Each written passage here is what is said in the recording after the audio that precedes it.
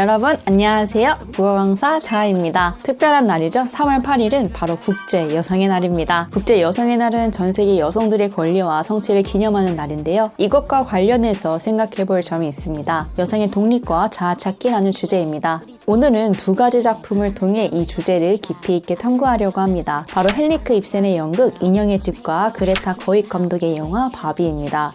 시대와 배경 모두 다르지만 두 작품 속 여성 주인공들은 공통된 고민을 합니다. 나는 누구인가? 나는 지금까지 내가 원하는 삶을 살아왔는가? 자, 이제부터 본격적으로 이야기를 시작하겠습니다. 먼저 헨리크 입센의 인형의 집입니다. 이 작품은 1879년에 발표된 희곡으로 당시로서는 혁명적인 내용을 담고 있는데요. 주인공 노라는 남편 헬메르와 함께 행복한 가정을 이루고 있습니다. 하지만 이 행복은 겉만 그럴듯해 보이는 것이죠. 이곳에서 노라는 이상적인 아내의 역할을 연기하고 있습니다. 왜 소설의 제목이 인형의 집인지 조금은 감이 오시나요? 노라는 자신의 삶을 살아가는 것이 아니라 마치 인형처럼 타인이 원하는 역할을 연기하며 살아가기 때문이죠. 노라는 경제적으로 독립하지 못한 여성입니다. 그렇기에 남편과 사회가 기대하는 모습대로 살아야만 했는데요. 하지만 일련의 사건을 계기로 그녀는 자신이 그동안 단 한 번도 나 자신으로서의 삶을 살아본 적이 없다는 걸 깨닫습니다. 남편을 위해 희생했음에도 돌아오는 것은 아무것도 없었는데요. 오히려 시간이 지날수록 사회가 규정하고 있는 아내의 틀에 그리고 어머니의 틀에 더 완벽하게 보이도록 머물러야 했습니다. 한 사람의 노라는 지워진 지 오래였죠. 결국 노라는 남편과 아이들을 뒤로하고 집을 떠납니다. 그리고 문을 닫으며 희곡은 끝이 나죠. Goodbye, Torvald.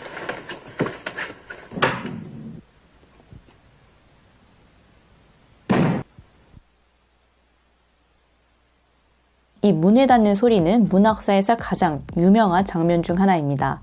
그 이유는 다음과 같은데요. 첫 번째, 19세기 유럽 사회의 여성의 역할은 가정에 머물며 남편과 자녀를 돌보는 것이었습니다. 결혼한 여성은 언제나 남편의 보호 아래에 있어야 했고 이상적인 아내의 역할을 성실하게 수행해야 했습니다. 이런 상황에서 노라가 문을 닫고 집을 떠난다? 이때 노라가 뭐라고 말했나요?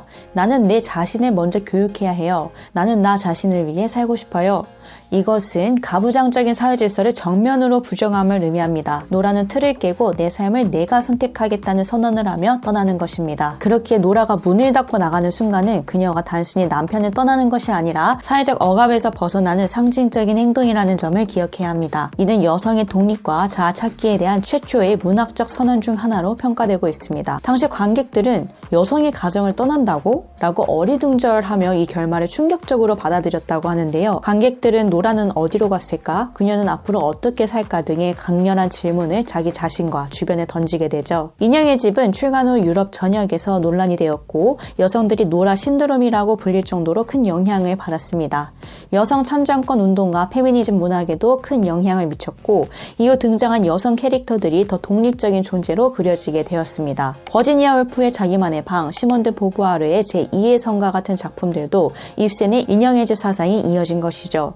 저는 영화 바비 또한 인형의 집의 영향을 크게 받았다고 생각합니다. 인형의 집이라고 하면 어떤 이미지가 먼저 생각나시나요? 아마 많은 분들이 바비 인형을 연상하실 것 같아요. 한국에서는 주주 인형이나 미미 인형 같은 변형된 버전이 익숙하지만 사실 이 모든 미녀 인형의 시작은 바로 바비 인형이었죠. 바비는 곧 여성을 의미하는데 바비랜드에선 여성들이 아무런 제약 없이 모든 걸 해낼 수 있었죠. 모든 바비들이 능력 있고 자신감 넘쳤습니다. 반면 켄들은 그냥 바비 옆에서 켄 역할을 할 뿐입니다. 하지만 주인공 바비는 이상한 변화를 겪기 시작합니다. 평소와 다르게 발이 평평해지고 죽음에 대해 생각하게 되며 불안정한 감정을 느끼기 시작하죠. 그렇기에 바비는 자신이 겪고 있는 문제를 해결하고자 원래 살던 곳을 떠나 현실 세계로 나아갑니다. 인형의 집의 노라는 집의 문을 닫고 자신만의 세계로 나아갔습니다. 하지만 바비는 수많은 문을 열면서 혼란에 빠지죠. 이것이 의미하는 바는 무엇일까요? 노라의 문은 단 하나였습니다. 그녀는 자신이 갇혀있던 삶을 떠나기 위해 단호하게 문을 닫고 나갑니다. 과거와의 단절 그리고 새로운 시작을 의미하죠. 하지만 바비는 끊임없이 여러 개의 문을 엽니다. 바비랜드에서 현실 세계로 가기 위해 현실 세계에서 다시 바비랜드로 돌아가기 위해 나 자신이 누구인지 찾기 위해 계속 문을 열고 나아갑니다. 즉 바비는 확신을 가지고 떠난 것이 아니라 혼란 속에서 정체성을 찾아 찾아가는 과정에 놓여 있는 거죠.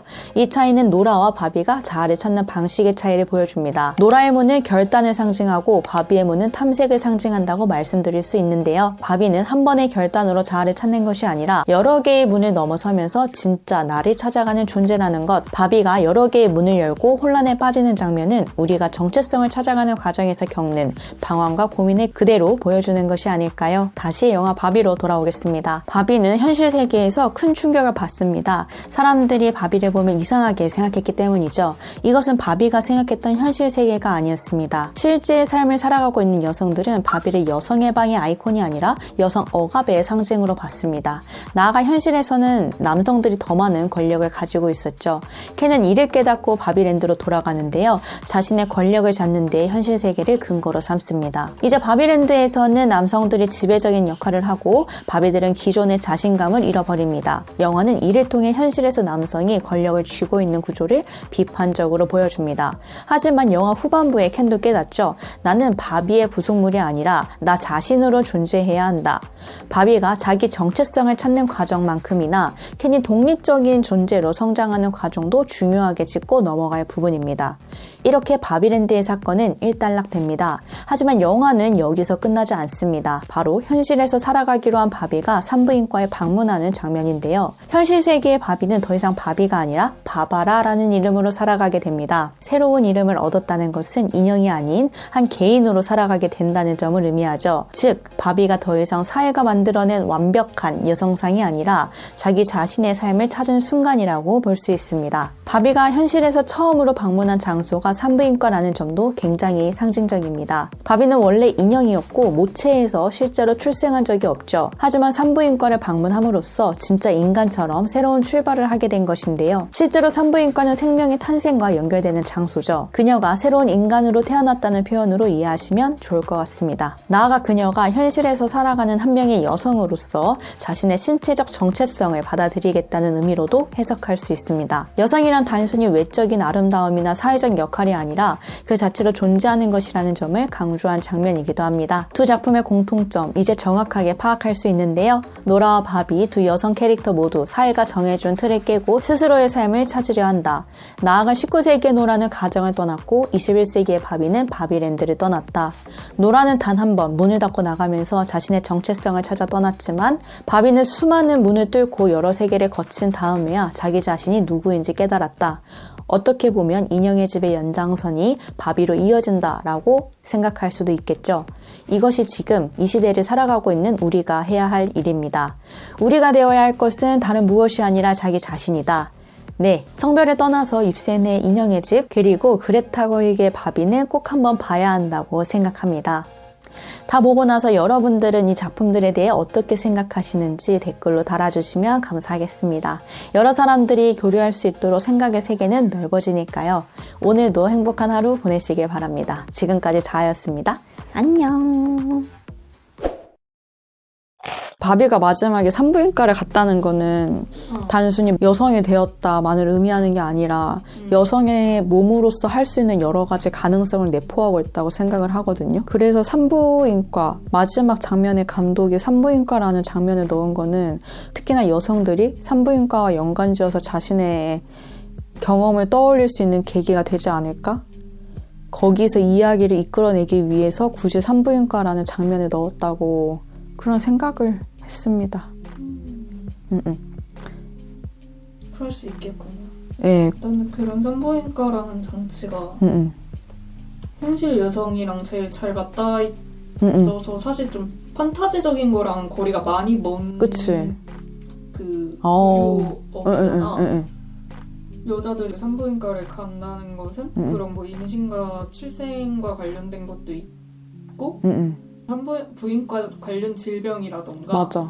이런 문제들로 거기를 내방하게 되고 그런 거를 되게 수치스러워하고 막 그 산부인과 의자를 뭐 구룡의자라고 부르고 막 이런 분위기들이 우리는 좀 있다 보니까 맞아. 화려하고 꾸며진 세상에 살다 가상에 미녀 인형이 그렇게 현실의 여성들이랑 가장 맞닿은 그 공간에 간다는 게 좀 나는 매력적이다 라는 포인트로 느껴지기는 했었던 것 같아. 판타지를 판타지로 끝내지 않고 판타지에서 현실로 딱 넘어오는 진짜 여자다. 진짜 여자다.